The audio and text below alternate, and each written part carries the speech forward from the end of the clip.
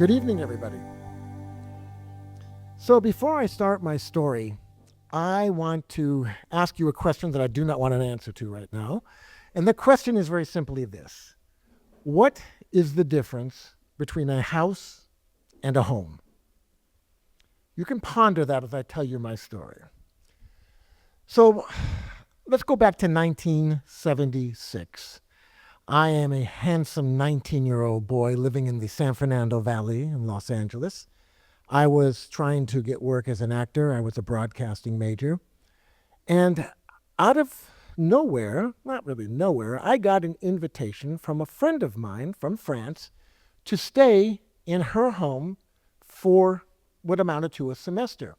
Now, this friend, her name was Isabel, had actually stayed in my home the previous summer. And my family adored her, and she and I became good platonic friends.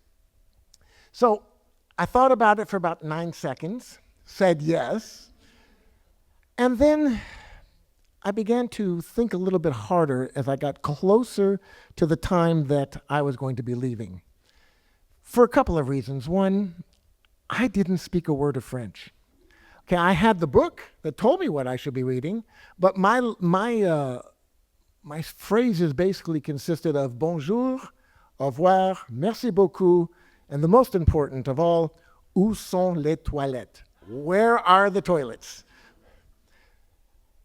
The other thing that made me a little bit nervous was I only knew Isabel for a month, and I was going to spend a long period of time with her family, and it was like, well, what if they don't like me? What if I don't feel comfortable in the home?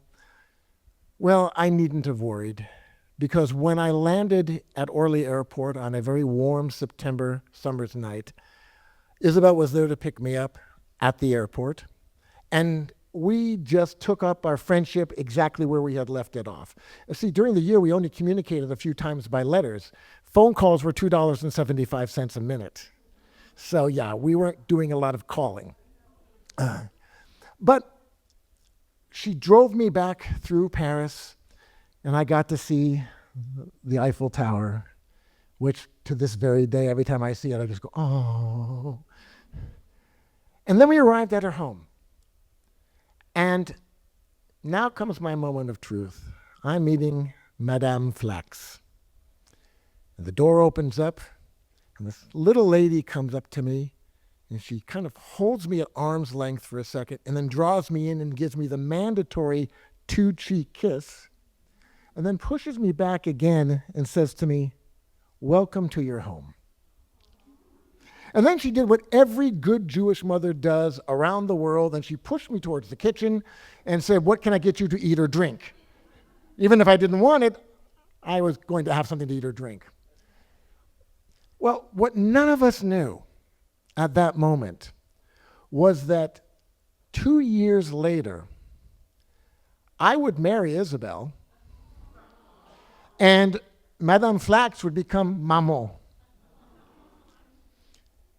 So when you get to a city and you have not, and again, I hadn't traveled other than Tijuana, which is not really traveling, you start to explore the neighborhood, and pretty soon you get into a rhythm. And we lived on a street called the Rue de Ranelagh in the 16th arrondissement of Paris. And every neighborhood is just that. It is a neighborhood. And keep in mind, this is 1976. There's no internet. There's no social media. People did this unique thing. It's called speaking to each other. And so I got to know the people in the neighborhood. I would start my mornings by stopping off at the little magazine/bookstore stand, which was about 100 meters from the house. And I would get my International Herald Tribune from Georges and his son Thierry. And it got to a point where the more often I went, they were saving that paper for me. They would save me a Time magazine if it came in. Across the street was the Lycée Molière, which is a high school that Isabel went to. Further up the street was a market. There was nothing super about it, but it was a market. Then you had the pharmacist in Monsieur Lévy. You had the flower shop, where I bought flowers for 46 years. And you also had a cleaner that wrapped your clothes better than any birthday present you had ever received.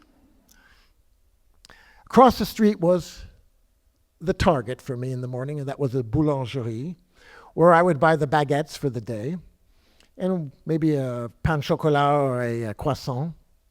But I learned of something very important at that point in time, and that is you buy one more baguette than you need for the house simply because you are going to eat at least half of it on the way home. It's true. Well, unfortunately, we got some bad news that we knew was coming last December 7th, and that was that my dear mother-in-law, who, by the way, I never had an argument with except for one time, and that's because I did not want her to take out the garbage, and she was angry at me for not letting her do that. But we had never argued. We were in love, and she had passed. And so I lost two things. I lost a woman who I adored, but I also knew I was losing the neighborhood because we were selling our home. At that point, the family had purchased the home from my mother-in-law, and we had decided that we were going to sell it. And so came the last night that Isabel and I were there, and we were going home back to Virginia.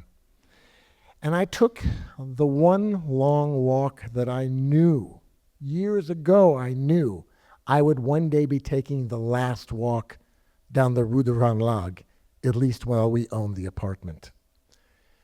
And it was snowing, and it was cold and miserable, and I walked outside, bundled up, and through the little snowflakes that came down, I saw the ghosts of the people who used to be the little shop owners there. I saw Thierry and Georges. I saw Monsieur Levy, the pharmacist. I saw all the kids who were lined up in front of the high school. Each person, as I was walking by, was nodding to me or doffing their cap or waving. And as I made the full circle back, I said a very silent, merci beaucoup, thank you. Thank you for the memories that every single one of you people had given to me and the friendship.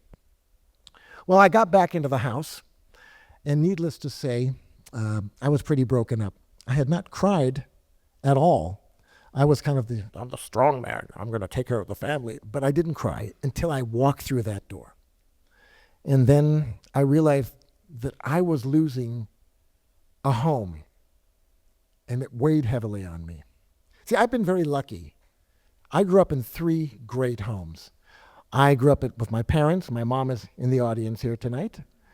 I grew up in a home that Isabel and I created for our children.